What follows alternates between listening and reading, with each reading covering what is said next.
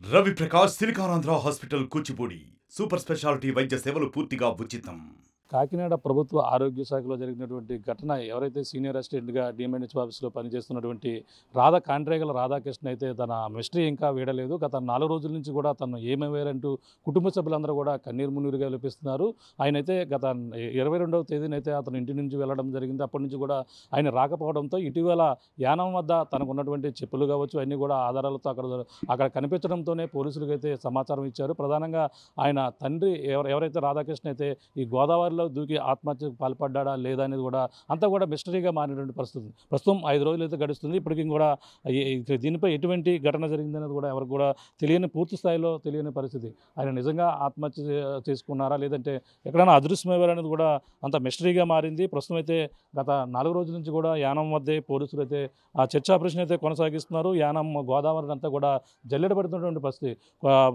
సంబంధించినటువంటి రాధాకృష్ణ సంబంధించినటువంటి అలాగే వాళ్ళ ఎవరైతే కుమారులు ఉన్నారో కుమారులు కూడా ఆ తండ్రి ఏమయ్యారో తెలియక అందరూ కూడా కన్నీరు మున్నీరుగా వినిపిస్తున్నటువంటి పరిస్థితి ప్రస్తుతం ఉందని చెప్పాలి. ప్రస్తుతం వీళ్ళు అసలు ఏం జరిగింది, తన రాధాకృష్ణ తండ్రి ఏ విధంగా ఉండేవారు అని మాట్లాడే ప్రయత్నం చేద్దాం.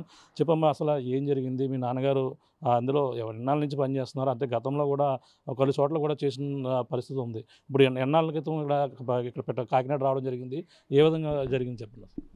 కాకినాడ అయితే 10 years బ్యాకే వచ్చాను సార్. అప్పుడు వచ్చినప్పుడు మా మదర్ చనిపోయారు. అయినా సరే ఆయన ఎలాంటి లోడ్ లేకుండా బాగా చూసుకున్నారు. న్యాయం ఏ వర్క్ చేసినా న్యాయంగానే చేస్తారు. అసలు తప్పుడు పనులు ఏం చెయ్యరు. అసలు ప్రోత్సహించరు తప్పుడు పనులకి. అయితే లాస్ట్ 2 months నుండి కొంచెం మెంటల్గా స్టేబుల్గా ఉండలేకపోతున్నారు. బాగానే మాట్లాడతారు కుటుంబ సభ్యులతో అయితే లాస్ట్ 2 weeks బిఫోర్ అయితే నాకు బ్యాంక్ బిల్ అయ్యి చెప్పారు సడన్గా. చెప్తే ఎందుకు నాన్న ఇలా చెప్పావు అని అడిగితే ఇలా చెప్పారు, పై అధికారులు ప్రెషర్ పెడుతున్నారంటే అప్పుడు అన్నారు ట్రాన్స్ఫర్ కూడా అప్లై చేస్తానని. ట్రాన్స్ఫర్ అయిపోవచ్చు కదా నాన్న, అప్పుడు ఎలాంటి గొడవలు ఏమి ఉండవు కదా అని అన్నారు.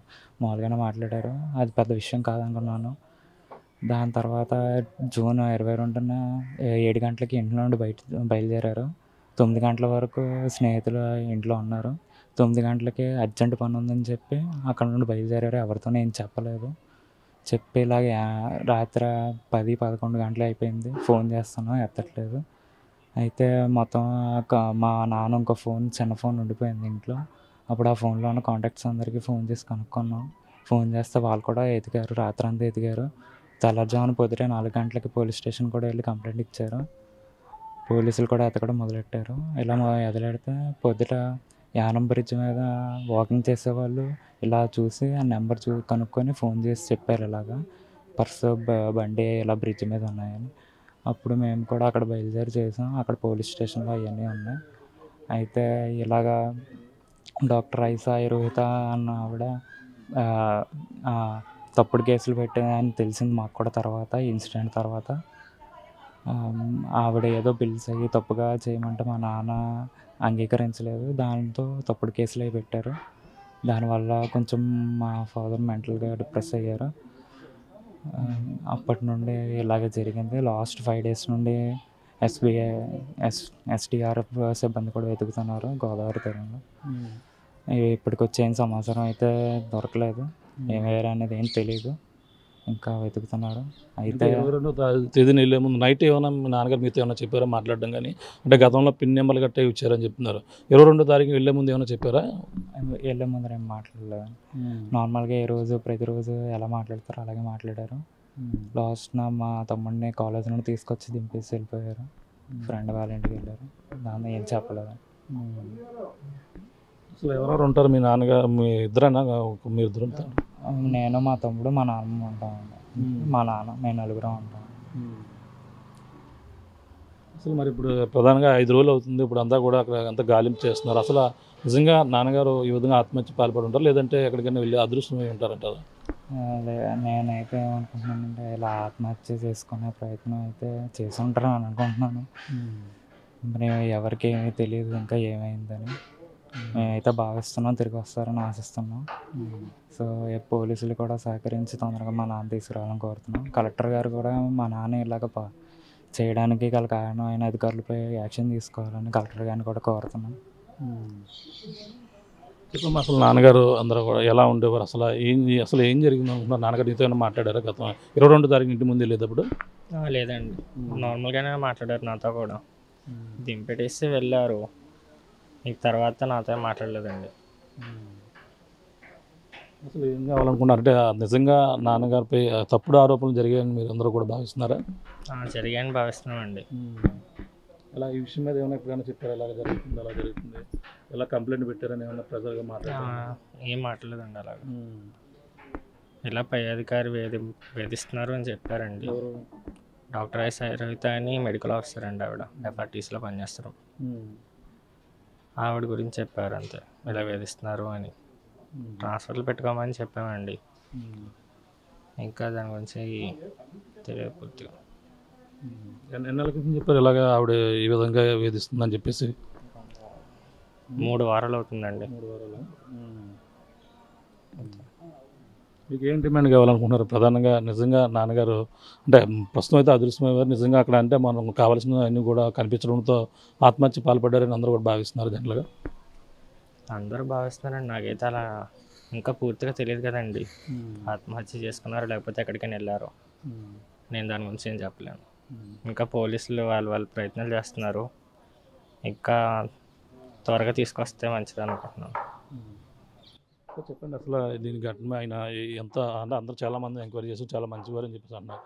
ఆయన ఇప్పుడు ఈ జరిగిన సంఘటన మీరు ఏ విధంగా యాక్చువల్గా రాధాకృష్ణ అనే వ్యక్తి ఊళ్ళో చాలా సుపరిచితుడు, అందరికీ తల్లో నాలుగు అంటే వాడు. ఎవరికైనా సరే ఏ కష్టం వచ్చినా సరే అతను మా గ్రామంలో ప్రతి ఒక్కరికి కూడా సహాయపడే సహజ గుణం గలవాడు అతను. ఎవరిని కూడా నెప్పించి ఒప్పించే మనిషే తప్ప నెప్పించే మనిషి కాదు. చాలా ఎక్కడ ఉద్యోగం చేసినా ఎక్కడ చేసినా కూడా ఎక్కువ కాకినాడలోనే చేశాడు. ఎప్పుడు చేసినా కూడా ఎక్కడ కూడా అతనికి ఏ విధమైన రిమార్కు లేదు. చాలా డీసెంట్ ఫీలో అందరినీ నాలో ఉన్నవాడు. కానీ ఇవాళ మేడం గారు అతను సహజసిద్ధంగానే మంచి వ్యక్తి ఇప్పుడు కూడా తప్పుకి ఎప్పుడు పాల్పడ్డు కాబట్టి ఆ మేడం గారు మార్చి నెలలో కాస్త ఏదో చిన్న ఏవో తప్పులు చేయమన్నట్టుంది. ఆవిడకి కోయిన్సైడ్ అవ్వలేదు, ఒప్పుకోలేదు. అటువంటి వాటికి ఎప్పుడు కూడా ఒప్పుకోకపోవడంతో